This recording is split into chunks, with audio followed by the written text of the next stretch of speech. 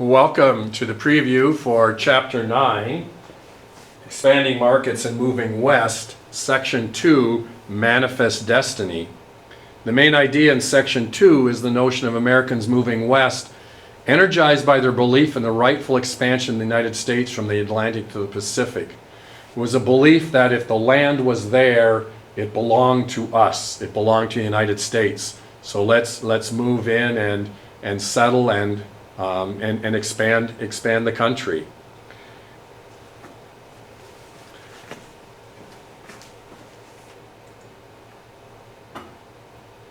And why it matters now, we still have regionalization, and the South and the Southwest are now the fastest growing regions in the United States.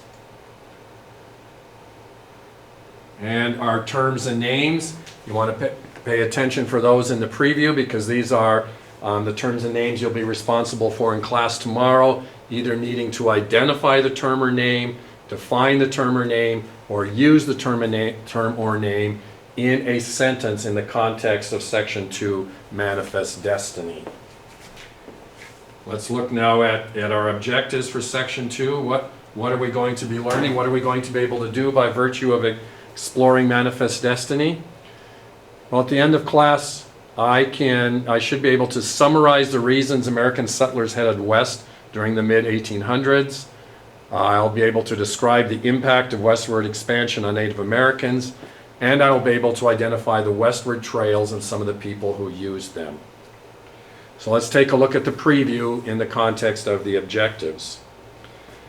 So why did settlers continue moving westward? Well, many Americans believe that God wanted the U.S. to expand across the continent. The fact that Americans were meant to control the West. This is that belief called manifest destiny. The land belongs to us. Anything connected with the U.S. is ours, so let's move west and let's settle it. And as a result of this belief, many people began moving west. Some people moved simply because there was cheap land. Other people, business owners, they wanted to start trade with Asia, and they needed to be on the west coast to do that, or it would be easier to trade with Asia from the west. Some fled west to escape economic problems they'd run into in the east. 1837, the Panic of 1837, in which many of the nation's banks failed, caused many people to lose their jobs and savings. And as a result, people wanted a fresh start on the frontier. Now, Objective 2 talks about the impact of westward expansion, being able to describe the impact of westward expansion on Native Americans. And how did westward expansion affect Native Americans? Well, it caused conflicts. Simply put, it caused conflicts between Native Americans and white settlers.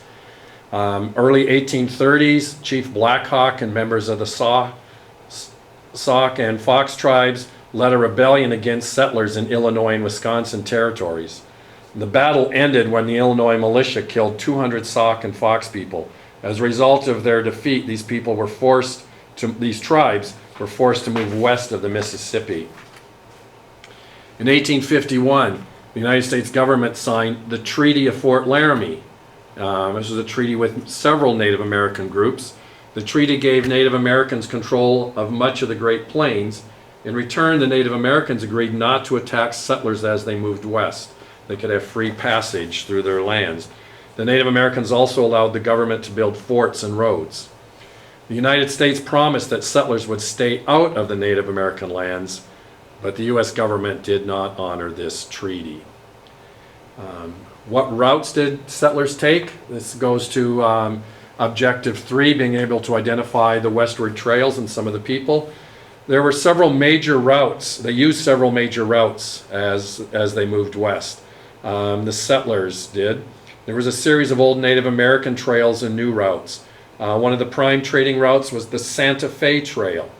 This was a trade route between Independence, Missouri and Santa Fe, New Mexico. Traders traveled this route to Santa Fe, where they sold cloth, guns, and knives.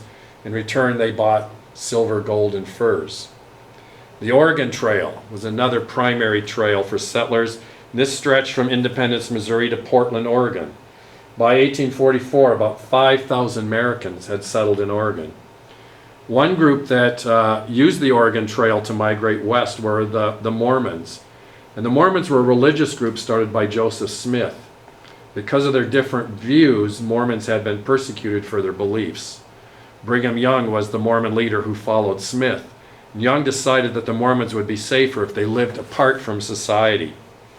In 1847, thousands of Mormons settled near the edge of the Great Salt Lake in Utah. They shared water and timberland and built a community around present-day Salt Lake City.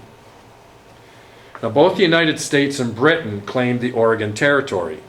In 1844, James K. Polk, the Democratic presidential candidate, called for the entire Oregon Territory to be part of the United States. His campaign slogan was 5440 or fight.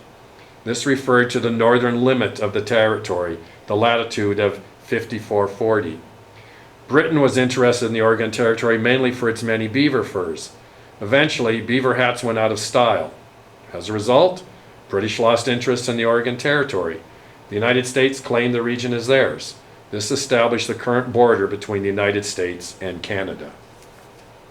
So there we have our preview for Section 2, Manifest Destiny.